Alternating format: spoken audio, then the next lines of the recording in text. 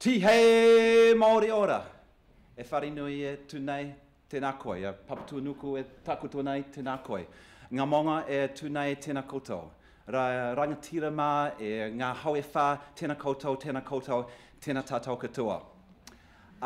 What that means is to this house which is holding us in peace, I bring greetings. To the land which is outside sustaining us, I bring peace. To the mountains which are overlooking us, I bring greetings of peace.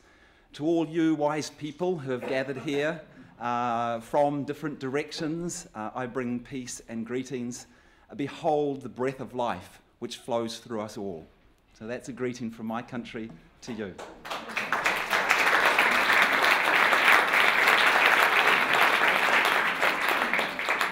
I've entitled the talk Peace from Kindergarten to the United Nations because that's been my journey, starting as a kindergarten teacher, working with children, realising that part of the education is to help them to become peaceful in themselves, to help them bring peace into their families, into their communities and into the world as they grow up and become citizens, and for the future generations that peace is so important.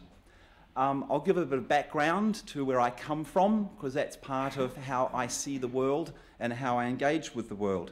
I'm from New Zealand. You see, we're down the bottom of the world, often forgotten about. Often I talk to people and say, I'm from New Zealand, and they say, oh yeah, Europe is very nice. Or if they know that it's on the other side of the world, they say, oh yeah, I've got some friends in Australia. Well, Australia over there is about 3 hours in a plane. So we're not the same country as Australia. Some people even think, oh yeah, that's right, you have that harbour bridge between Sydney and Auckland in Australia and New Zealand. So we're sometimes forgotten about. But we don't think that we're on the bottom of the world. We actually think we're on the top of the world. And this is the right way to see the world. There we are, up the top. And in fact, we have a little bit of support from the United Nations. If you have a look at the United Nations logo, and it's up the top of the UN General Assembly, there we are, there's New Zealand, up the top. In reality, there's no top or bottom to the world. You know, we're one global, circular, spherical world. There's no beginning, there's no end, there's no top, there's no bottom. That's part of who we are as a human race, and as a planet, we're connected in a sphere. And in that sphere, this is where we are situated, down, surrounded by ocean. This is the Pacific Ocean, the peaceful ocean. For us, that's part of the inspiration of who we should be, and that the oceans actually connect us, because we are connected across the ocean to other countries. So we think of ourselves as a peaceful country. You may have heard the first name of New Zealand is actually this one, Aotearoa. That's the indigenous name, the name that was given by the indigenous people of the Māori. And it means land of the long white cloud. And the Māori actually came from Polynesia. New Zealand was not inhabited in the beginning. And when the Polynesians came in their canoes, they travelled many miles in the canoe, navigating by the stars, we think maybe there might be land down there. They finally saw the long white cloud, which indicated there was land below. So that's why it's called Aotearoa, land of the long white cloud. And there's a bit of the cloud there. It's not always cloudy, but we have some. There's a bit more of the cloud over our biggest city, Auckland. Now, some people think that description of Aotearoa is actually not quite land of the long white cloud. Us white people who came later, we misunderstood the Māori. They were actually telling a prophecy that it was going to turn into the land of the wrong white crowd, and we had misheard it. So this is us white people coming in, you know, taking over the beaches. Yeah. Or maybe the Māori weren't talking about us white people, but they were talking about the sheep that were to come. Because we're a small country like Austria. We have 4 million people. I think you have 8 million people. Yeah. But we have 40 million sheep. So they've pretty much taken over the land. And if you see New Zealand, you know, we have a lot of land with sheep. You know, there we have land with sheep. We have a few mountains also, like the Austrian mountains. We have a lot of water. There's water, there's lakes, there's ocean, there's some more. We have a few people occasionally, and we tend to be outside a lot because there's so much land. We love being outside, whether it's surfing or sailing or bungee jumping. Have you heard bungee jumping? Yeah, we're a little crazy. You know, who would like tie a piece of rope to their feet and jump off a bridge? But we seem to enjoy it. And if you come to New Zealand, you'll probably have to do one. And then this, of course, this is our native bird, our icon of New Zealand. Does anyone know this bird? Kiwi, yeah, it's a kiwi. So that bird, we're named after that. New Zealanders are also called Kiwis, and we like that. So if you meet a New Zealander, a nice way of greeting them, or us, is to greet us in our language, which is kia ora. Can you say kia ora? Kia ora. Oh, you're great. Good, kia ora. You say kia ora, Kiwi? You know, you'll be our best mates. So we think that we're a God's own country. You know, we're a lovely, peaceful country. You know, we've got lovely, lovely nature. We get on with each other. This is like the Māori and us white people getting on together. This is the way we greet each other, by the way, just here, you know, touching noses. It's called a hongi. And what it means is when we touch nose, it means we're actually sharing our breath. And that breath is connecting us. And so that's why we're then becoming one. Before that, we're two separate people, come together, hongi, we're now together. So that's the feeling that we have is we're one great happy family. And that's how I grew up when I was young. A wonderful childhood. It wasn't until I got a little bit older that I started finding out, oh, you know, the paradise wasn't actually a total paradise. There was some violence in the neighbourhood and in our country. In the Pacific, one of the biggest forms of violence, not the only form, was this, the nuclear explosions. Does anyone know where this nuclear explosion is taking place? Not Bikini, but there were some at Bikini. That was the United States. The United States blew up 67 nuclear bombs in Bikini and Eniwetok. This was a different country than the United States, one closer to Austria, that was blowing up nuclear bombs in the Pacific. France, yeah, France. This is Mururoa Atoll down here. And the bomb is about 15 miles away. And that cloud, the big fireball goes up about 3 miles up into the air. Huge explosion, creates a lot of radiation. And I started finding out about this when I was in high school, 15. I started finding out about those nuclear explosions and about all the problems that it was creating. But not only that they were doing the nuclear explosions there, but our government was supporting this. I couldn't believe this. They were welcoming nuclear weapons into our port. This is a nuclear submarine. This is Auckland Harbour. It's come in. So I then thought, well, I better start joining the opposition to these horrible forms of violence. So here are some of our peace boats going out to try and stop these submarines from coming into the ports. I also found out there was violence in our homes as well. There was domestic violence and violence in the community. These are some of the statistics reported by our police about the level of violence in our communities. To me, that was shocking. I also found out that things weren't totally okay between the Māori and the white people. In fact, we had come in and we'd stolen most of their land. We had replaced their law with ours from Britain. We had replaced their language, Māori, with ours, English. And Māori were unemployed, in prisons. I started finding out that the treaty under which our country had been established, a treaty of friendship between the two peoples, had actually been violated for 150 years. And that's why the Māori people were starting to do big protests. This is a protest they did. They walked from the top of New Zealand down to the bottom, 20,000 Māori, which was about 10% of the population, went on this protest march, a 2-month-long protest march. So that was a shock to me and a learning for me. And so that then made me realise I need to do something about helping to build peace. So I was a university student the next year, training to be a teacher, a kindergarten teacher, and I thought, well, what can I do? I helped set up a peace group in the university, and I thought, think global, think national, think local, but how can you act? Start off in your own environment. My environment was the university, so we took a proposal to the University Council to make our university a nuclear weapon-free zone, as our statement against nuclear weapons. First, we got the student union to agree, and then I led the delegation of students to the council board, and we were very nervous because, I had long hair then, dressed like a hippie, and I was thinking, well, maybe, the council would think we're crazy, just radical, protesting students, and they wouldn't listen. So we made sure we had our arguments very strong, If a nuclear bomb was dropped on our city, this university would disappear. So if you want to protect your university, you should say something about nuclear disarmament. And they agreed. And I thought, wow, this is great. Here, a small group of us students can get this big eminent board of council members from the university to agree that this was a good idea. So next year, we linked up with some of the church groups like Pax Christi, which I think you have here in Austria as well. There's an Anglican version as well as that, with a few other organisations, a parents group, other concerned citizens. And we went to the city council and we asked the city council, would you declare our city a nuclear weapon-free zone as our stand against these very violent weapons? And they agreed too. I thought, that's great. And so then this idea started spreading throughout our country. And we got city after city after city was declared a nuclear weapon-free zone, and that had an impact on the government.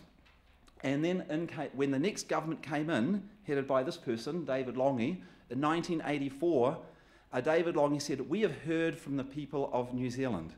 They have said we want to live in a nuclear weapon-free zone. They've declared their cities nuclear weapon-free zones, so we'll make New Zealand a nuclear weapon-free zone. We will ban nuclear weapons from the country. It was great. The people of New Zealand supported. Not all of them. There was still a large number who thought, well, that's dangerous. We need nuclear weapons for our security. We were just about taken over by Japan in the Second World War. And when the nuclear bombs were used in Hiroshima and Nagasaki, most New Zealanders were out dancing in the streets. This is wonderful. The nuclear bomb stopped the war and saved our country because Japan was about to attack New Zealand. So there was still, even many years later, even after finding out about the dangers of the testing, there was still quite a large number of people in New Zealand who still felt we needed to be part of this military alliance, to be protected by US nuclear weapons. So it was just a majority supported the Prime Minister, but not a huge majority. And the United States and Australia and Canada and France and the United Kingdom all tried to change our government's mind, put a lot of pressure, economic pressure, various other attempts to try and change our policy. And they tried to make it out as being stupid and naive, that it wasn't going to do anything in the world, just make the world more dangerous because the Soviets would be laughing and be able to send their nuclear submarines anywhere and take over the world. They talked about our nuclear-free zone as like it was a disease that others might catch. Beware the nuclear-free disease. But now we have all of the political parties. 99% of New Zealanders support our nuclear-free zone and are proud of our government in being anti-nuclear. So that was on the nuclear side in New Zealand. I'm going to come back later to nuclear weapons globally, but I want to keep on the local scene first because that was another very important part of my work, was in the peace education in the schools. Because for me, this violence of the nuclear weapons is like the tip of the iceberg. I mean, it's what could threaten to destroy the world. It's that sharp tip that if a ship comes along is what will sink the ship, but there's a lot underneath, and it's the inability of us as people to resolve our conflicts peacefully, whether it's like in the home, the school, the community, or the world, which lends people then to think force is necessary. So, and if we think force is necessary, then we have the idea, well, we better have more force than the other side. We better have the better gun or the longer knife, or the bigger weapon. And that's what led to nuclear weapons, as being more and more force to threaten the other side. So I felt we can't just get rid of the nuclear weapons. It's not going to work. We have to work how to resolve conflicts peacefully, and that starts in the home and in the school. So I worked with the government on establishing peace studies guidelines. guidelines for teachers so that they would be able to teach peace, and would do it in a way that would be appropriate for education. Because education is not about indoctrination. It's not about telling students, oh, you have to be peaceful or you have to sort out this way. It's helping them learn the skills and the techniques. It's helping them develop the attitudes that will be conducive to peace. So we developed the guidelines, which talk about helping students resolve conflicts and talk about making the school a peaceful place as well. Talks about the different skills, the different attitudes, and the different knowledge that will be helpful to students in being able to bring peace into their lives. And it's based, I mean, there are a number of aspects to it, but it's based on a basic principle about resolving conflicts, whether it's conflicts within yourself or conflicts with others, that is on what we call a win-win basis. Quite often when we think of conflicts, we think of like two sides. They're opposed to each other, and one side will win, and the other side must lose. And that attitude gets us into fighting. I used to have that myself. I mean, with my sister, when I was young, we used to have a fight, a conflict, over which TV channel to watch. You know, she liked this horse program, I can't remember what it was, Black Beauty or something. I thought it was boring. I wanted to watch something else. I think it was like cars and cops and robbers or something. And we'd have fights. And my sister was bigger than me, so she'd beat me up and, you know, then switch on her channel. So we were both in this, you know, win-lose idea. You know, she thought she was bigger so she could win. I'm like, well, I don't want to lose. So what happened is I would get back to her. I would like go, I'm not going to let her watch her TV program when she's beaten me up. So I would go and turn the radio on full bore, you know, all the noise, so she could not hear her program. Or I'd go out to the electricity switch, the main, and switch it off. Oh, power cut. Oh, no TV. And this often happens. When we have fight over a conflict, it often ends up in lose-lose. Even if in wartime, even if one country beats the other country, they also lose. They lose people, they lose resources put into the war, and there's this tension with the peoples in that other country that will often erupt into another war maybe 10 years later. So a win-lose way doesn't solve situations. We have to work for win-win. Eventually my sister and I work towards win-win solutions, and we're now like great friends, and we follow this, any conflicts that come up. But this is what we teach the students. And in teaching them, we don't come and give them the answers, we give them experiences to be able to resolve those conflicts themselves through role play, through discussions, through brainstorming solutions, through examining conflicts, and then through one technique which has been very successful, through developing skills of mediation. And this has been very successful in schools where we have mediation. The level of bullying has gone down, the level of unsolved conflicts has gone down, the calls on teachers' time to solve conflicts has gone way down. It's been very successful. So what I'm going to do is I'm going to show you some students on a video doing some mediation, so you see how they resolve this conflict themselves. A mediation only occurs when both students agree to sort out their problems through this process. Here is an example of a typical high school mediation. I'm just going to turn this volume down a little bit so it doesn't block out your volume. Okay, hi. My name's Julia and this is Kylie. We're going to be your mediators for today. We'd just like to thank you first of all for coming to mediation. We realise it can be a bit scary and hard to do sometimes. Before we start though, I'd like to set down some ground rules just to make sure that it all runs smoothly. The first ground rule is there's no put downs and no violence. Everything that stays in this room is confidential, okay, so nothing leaves it. And also if you could just speak to either myself or Kylie and not to each other, that'd be great. So are you fine with these rules? Yep. Okay. And just the last thing before we start is that we need to make sure that you're both willing to work towards a resolution. Yeah. Okay. That there was the first part of the mediation. Here the mediators introduce themselves and thank the students for coming forward for a mediation. Here the ground rules are set to make sure that the mediation runs efficiently and we make sure that both parties are willing to come to a resolution. Caitlin, because you requested this mediation, would you like to give us your version of the events first, please? Yep. It was a hot day, and we were in the playground, and Blair and his mates were hassling me and calling me names and wolf whistling. And I just tried to ignore it like I usually do, but they came up behind me and Blair poured a bottle of water down my shirt.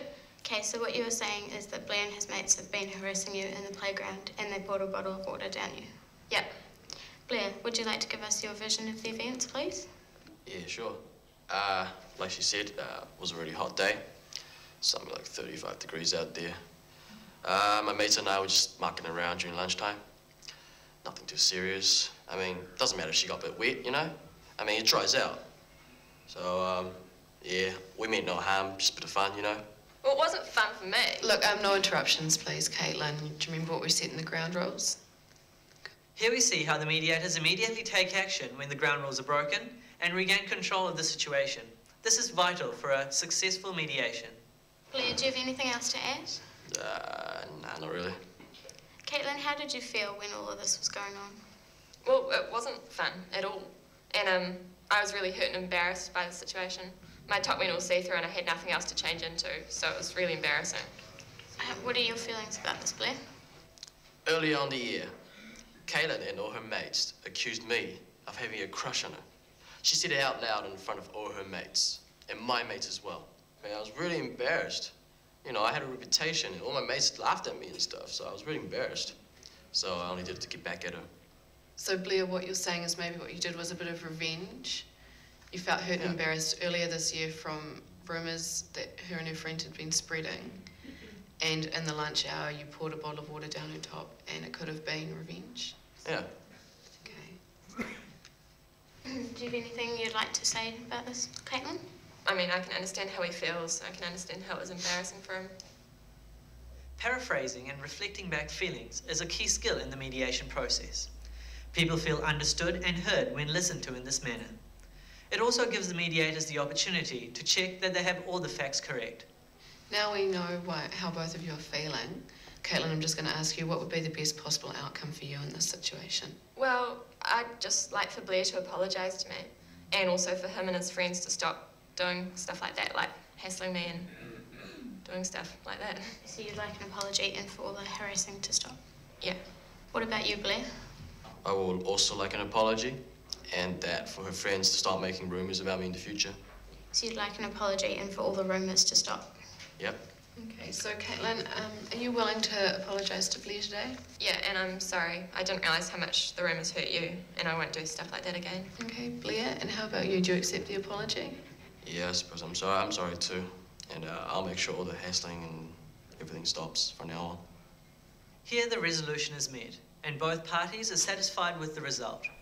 At this stage, a contract which is not legally binding, yet respected by both parties, is written and signed. Okay, so now that you've both had your apology, the last part of the agreement was that the harassment and bullying would stop.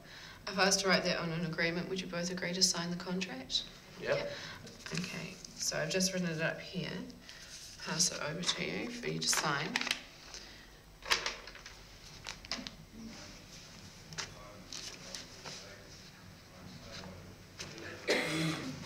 Great.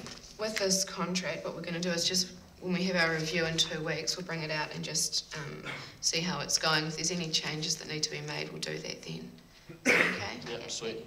Thank you guys for coming, and we'll see you in a couple of weeks. Thanks. So you can see the skills that are involved in the mediators in helping their other students resolve the conflicts. It is a skill set. It takes some training. It takes about 6 training sessions for the mediators to develop all the skills they require. But then those skills are going to be helpful to them, not just in mediating conflicts in schools, but in their wider life. And many of the mediators have then gone on to be involved in international or local peace mediations, mediation services, or initiatives. We actually start a little bit younger than that. Those were high school students. Here are some elementary school students. These 2 here had a fight in the playground. Here are the 2 mediators with their little bibs, and they've come to sort out the problem. It's a little simpler at the elementary level, but it's still the same steps.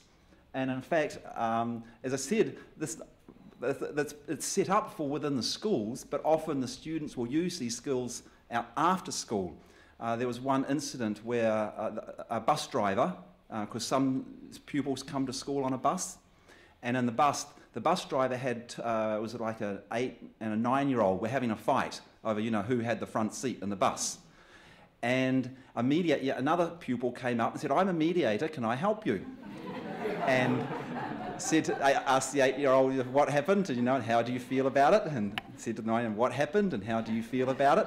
And do you have an idea? And do you have an idea? And the bus driver was looking in the rearview mirror. This is great. I don't have to stop the bus. He's sorting it out. And he sorted it out, and the two were happy. The mediator was a 6-year-old. So he was already using his skills outside the classroom. So then we also do some education about how this mediation works internationally. Because so often young people see so much violence in the media that their belief could be, oh, it's a horrible, violent world out there, peace is not possible. And it's really important for them to have some knowledge about the incredible peacemakers and peacemaking efforts that are happening around the world, many of which are successful, but peace doesn't make the news quite so much as violence does. It's another reason why this event, Project of Hope, the Right Livelihood Award, the Nobel Peace Prize, those are so important because they highlight successful peace practices. So we talk about some of the mediators. This one up here, former US President, Jimmy Carter, fantastic mediator. He's mediated conflicts in North Korea, in Haiti, in the Congo, and a number of other places. Here this one, of course, a more recent US President, Bill Clinton, who helped mediate for the peace process. In the international mediations, it's actually the same principles and steps that they take that our students are doing in the schools. They sometimes call them slightly different names, but it's the same thing. School mediation, you remember in the beginning they said you have to agree to try and solve the problem. Well, in international mediation, generally you have to have some demonstration of political willingness at the beginning. Both sides need to demonstrate that they do have good faith. Then no put-downs or swearing. In international mediation, that's called diplomacy, saying good things about the other country. And they also had no interruptions. Even if that interruption might have been, justified, the rules is you don't interrupt, because every person has to feel that they have the space to be able to share their side and that they are listened. And if there's interruptions, they feel they're not being listened. So that's vital that there's no interruptions. This is also part of international mediation, ensuring that both sides feel heard and feel recognised. And then the honesty one, be as honest as you can. How do you check on that? Well, in international mediation, there's confidence building and verification is often built into the mediation and into the agreement. If you remember in the one in the high school students, they said, we will come back and talk with you next week. That was to check if each side had kept the agreement, had been living up to what they said they would do. Or similarly with international mediations, often you have an agreement and you'll have ways of checking. And then confidentiality is vital also, because people are giving sensitive information about themselves and how they feel, and they want to know that the other person is not going to go and talk about that behind their back. I won't go through this just because I want to get onto other aspects, but we will go through specific mediations. This was one where Jimmy Carter successfully mediated when the United States was about to attack North Korea, and North Korea was about to develop nuclear weapons, and Jimmy Carter managed to mediate a wonderful agreement. I just want to mention that we also look at peace at the community level, and one good way of doing that is to establish peace cities. Because then if the city council or the mayor declare their city a peace city, it then gets media attention. It gives young people and other citizens the feeling that, oh, this idea of peace is something which is possible, it's respected, it's something we can be part of, and it's part of what others are thinking about too, because our city is promoting it. And so we do quite a lot with peace cities. And we often, in the peace cities, bring in young people, of course, because they're the future of the city, they're actually the now of the city also, not just the future, and get them involved in art projects for peace, music projects for peace, to bring young people from different cultures, religions, ethnicities working together. The peace cities, many of them are linked up with UNESCO, United Nations, messenger cities and mayors for peace, which is linking them together so they share ideas. We also address one critical aspect, which is that domestic violence, most of it, not all of it, but most of domestic violence is violence by men against either the woman or children. And it's partly due to the culture. Men tend to be brought up to be strong, don't show your feelings, and as a result of that, they think to be a strong man, if they see something not going according to the way they think, they'll use force. We're trying to re-educate men that being strong does not mean using force. Being strong means being able to share your feelings and work out solutions with your family members. So we have strong men, sports stars, like rugby stars. Do you know rugby? It's like football, except you don't kick it, you have it in your hands. We have motorbike gangs coming forward and saying we're against violence against women and children. And they wear this white ribbon. See that white ribbon there? They have it at the rugby matches. They'll have it as on their bikes. As a result of these programs, the amount of violence in New Zealand has diminished, it's gone down. The amount of support for peace has gone up. And we have now got up to number 1 in the Global Peace Index in 2009 and 2010. Austria's done quite well too. Austria is number 6. The Global Peace Index is a ranking of about 21 indicators, statistics, like the number of domestic violence incidents, the number of community violence, the wars that this country is participating in overseas, the level of military spending, the human rights record, the level of accountability in government. There are a number of indicators. They're all, it's very useful to see that you can actually have, it's not the whole picture, but one picture of peace is some of these statistical indicators. So that's a bit in our country. I want to come back now to nuclear abolition globally, because that's so important. And some people think, well, it's no longer a huge problem because the Cold War is over, the Soviet Union is no longer in existence, Russia and the United States are not really military enemies, and yet they still maintain tens of thousands of nuclear weapons. Not only that, Russia and the United States have about 3,000 nuclear weapons on high level of operational readiness or high alert. What it means is that they are on their missiles. The missiles are primed, ready to go, and they could be fired within 10 minutes of a warning coming in. And in fact, the commanders have only like about a 6 to 8 minute period to make a decision. If there is an incoming attack, or if they think there is an incoming attack, they have to make a decision within 8 to 10 minutes, do we fire off our nuclear weapons back?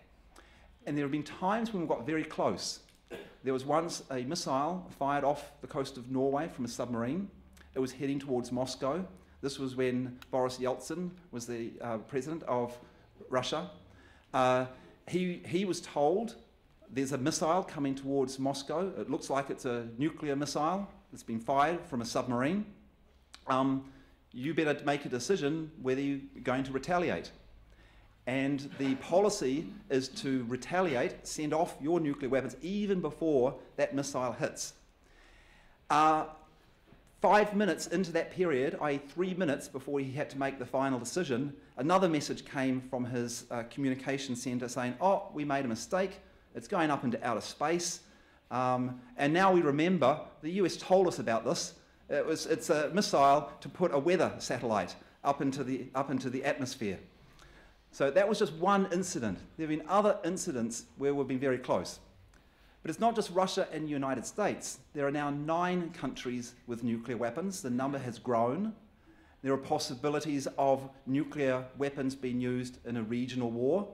The conflict between India and Pakistan in 2003 got very close, where both sides were talking about the possibility of war and about using their nuclear weapons. We've got nuclear weapons in the Middle East. We understand. We've got evidence that Israel has some, and Iran now is moving towards that.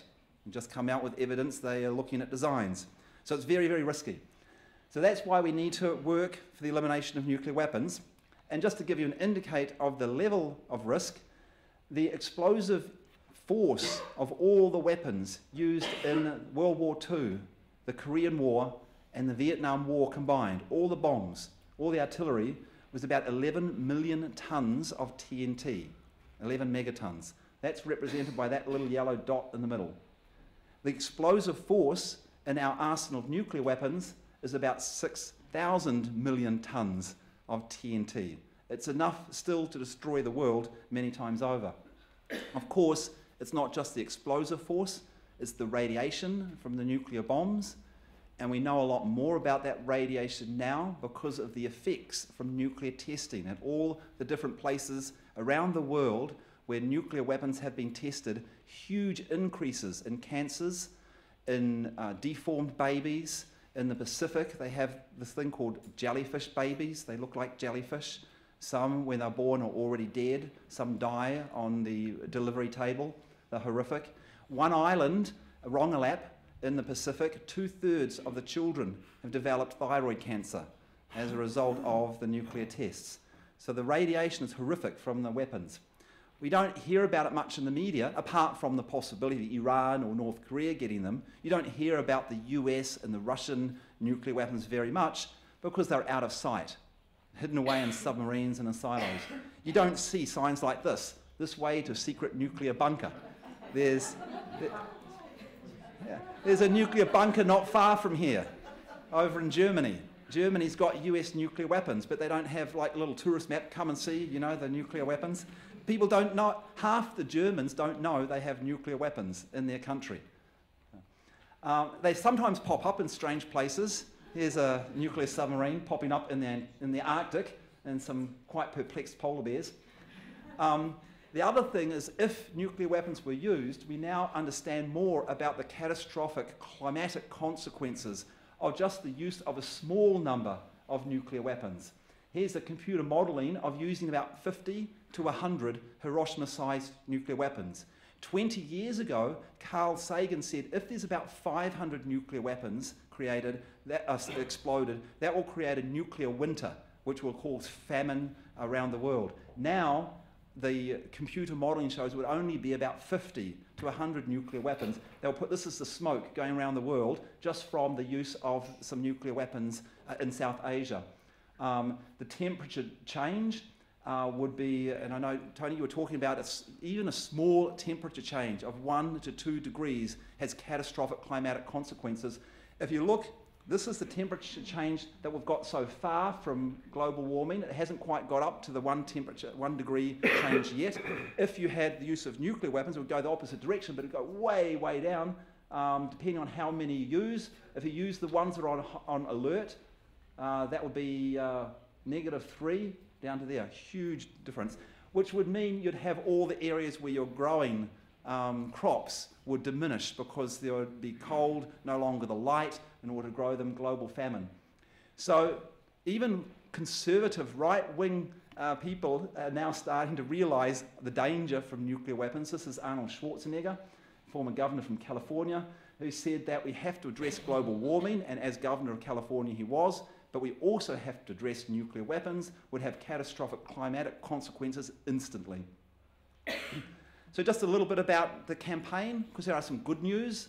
The International Court of Justice has declared that nuclear weapons are generally illegal and there's an obligation to get rid of them. The United Nations has adopted a resolution calling for the start of negotiations on a global treaty to ban nuclear weapons. It's been supported by about 133 countries, including Austria, but some of your neighbours don't support it, so maybe that's a role that Austria can play to encourage some of the neighbouring countries to support this UN resolution and start the negotiations for a global treaty to ban nuclear weapons. There's an international network of over 2,000 organisations, including churches and union groups and other environmental organisations and justice organisations, supporting the goal of the abolition of nuclear weapons. There's Mayors for Peace. Over 5,000 cities have joined the call for the abolition of nuclear weapons by 2020. And now we have some leadership from governments coming in also. President Obama from the United States has put forward a vision for a nuclear weapons-free world and has started some steps in that direction. The UN Secretary General Ban Ki-moon has supported the call for a nuclear weapons convention along with a number of other steps. And you see next to him there is someone you might recognise. Anyone know who that is? Henry Kissinger. Henry Kissinger was a total believer in nuclear deterrence and the US having nuclear weapons. Now he says, well, we needed it back then in the bipolar world to protect ourselves from the Soviet Union. We are now in a multipolar world where nuclear weapons don't make sense. They can't prevent terrorism. They can't respond to regional conflicts. We don't need them in our relationship with Russia. It's detrimental to that. We need to get rid of them. The UN Secretary General says we need to engage civil society, including parliamentarians. So he did this was the first time a UN Secretary General had ever gone directly to parliaments. He sent a letter to every parliament saying parliamentarians need to be involved in helping to build a nuclear weapons-free world. And he supported our organisation of parliamentarians, which I'm the coordinator of for the work that we're doing on the Nuclear Weapons Treaty. Even though Kissinger supports the goal of a nuclear weapons-free world, he and a few others who support that goal say, well, we agree with it, but we think it's too difficult. People still hold on to nuclear deterrence. That's still part of security doctrine. The idea of a nuclear weapons-free world is like climbing the top of a very difficult and very high mountain. So you know what this one is? Mount Everest, the highest mountain. And the top's still covered in clouds. Well, what we have done, disarmament experts have said, well, we've pushed away the clouds and showed the way to the top of the mountain through something called the Model Nuclear Weapons Convention. It's a draft treaty, and it goes through the legal, the technical, the political elements required to achieve a nuclear weapons-free world. The obligations that countries would have, how you would dismantle and destroy the existing weapons, how you would verify, how you would check that each side is keeping to their agreement, how would you resolve disputes, and you wouldn't do it this way, hey, there's a dispute between countries, send in the military, how you would enforce it, and using United Nations mechanisms, and you wouldn't wait until they start dropping the bombs. And I can go, it's about an 80-page document, and it's based on treaties banning chemical and biological weapons, and the UN Secretary General has now circulated it to all governments as a guide to achieving a nuclear weapons-free world. So we say it's like it shows the path up to the top of the mountain. And we've now got some agreement from the governments as well. At the 2010 Conference of States Parties to the Non-Proliferation Treaty, they agreed that all states should start to build the framework for a nuclear weapons-free world, taking note of this idea of the Nuclear Weapons Convention. And that agreement was partly as a result of the Austrian ambassador, who did the fantastic negotiating work at that conference. So you can be proud of your ambassador in that.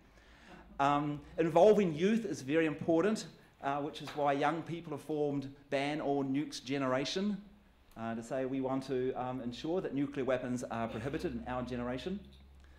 And they have started to show how it could be done. They've done these model negotiating conferences. So they have taken the role of governments. And the young people have been like, you know, representing the government of Russia or China or the United States, Iran, Israel, etc. And they've negotiated all their security concerns in eliminating nuclear weapons in order to achieve that treaty and the global ban. And they've done so well that many ambassadors from the Conference on Disarmament in Geneva and from the United Nations in New York have sat in on those negotiations, watched what the young people are doing, and then taken those ideas back to the United Nations. The other thing that the young people are working on is this situation of the global military budget. $1.6 trillion spent per year on weapons. About $100 billion per year on nuclear weapons. And the amount of money that would be required to help meet the UN Millennium Development Goals would be about $160 billion per year, about 10% of the global military budget.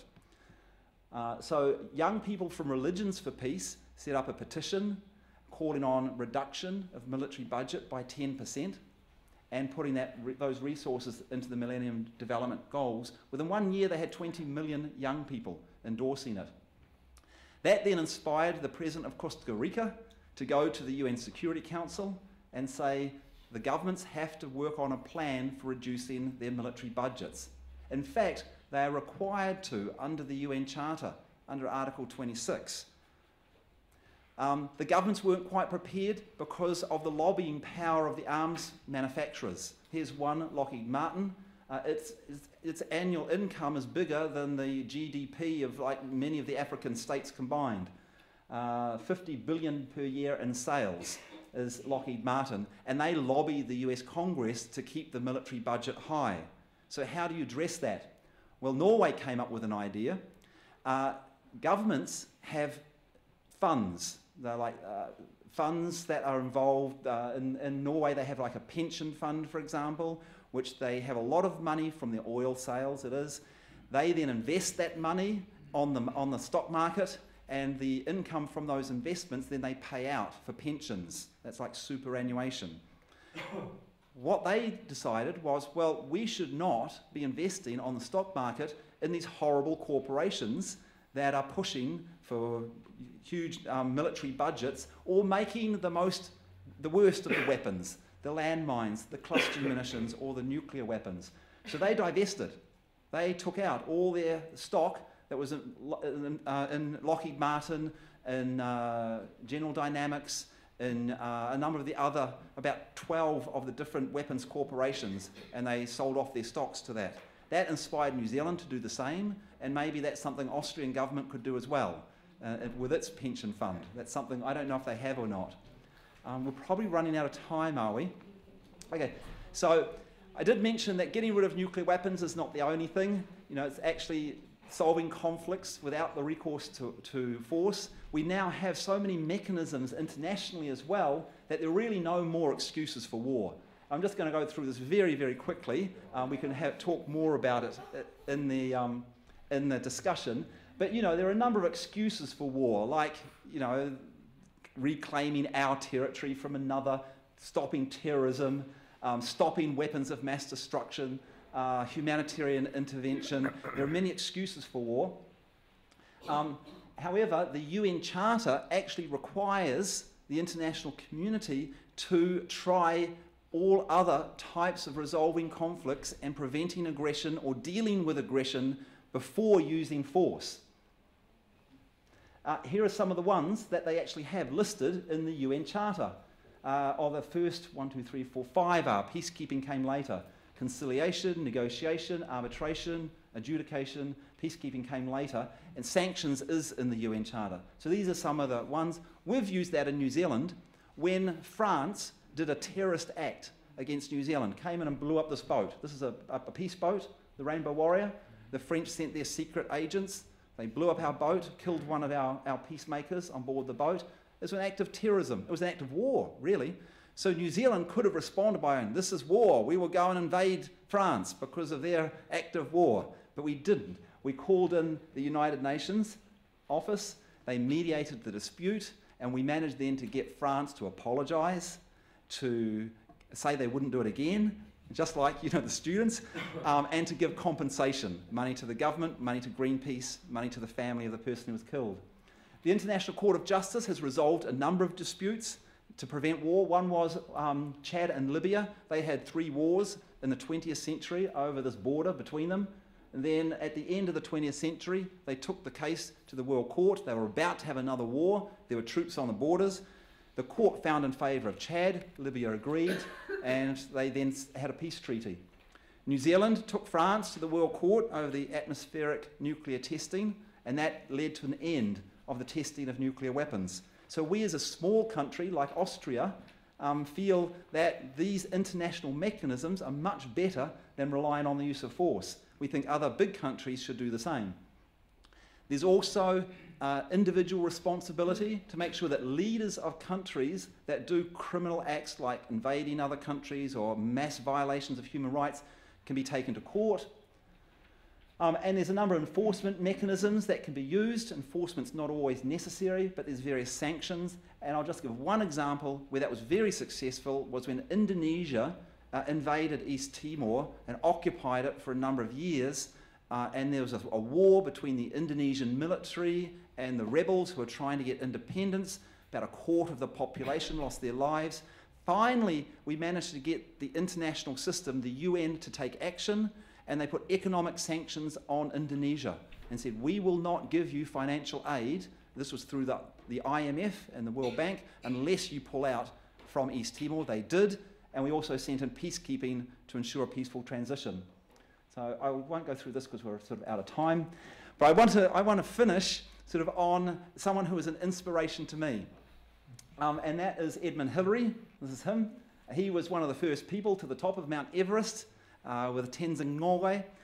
And people asked him, back then, of course, 50 years ago, they didn't have sophisticated equipment. There weren't already the preset route. They didn't have all these things that are hammered into the mountain that are there now to help people up.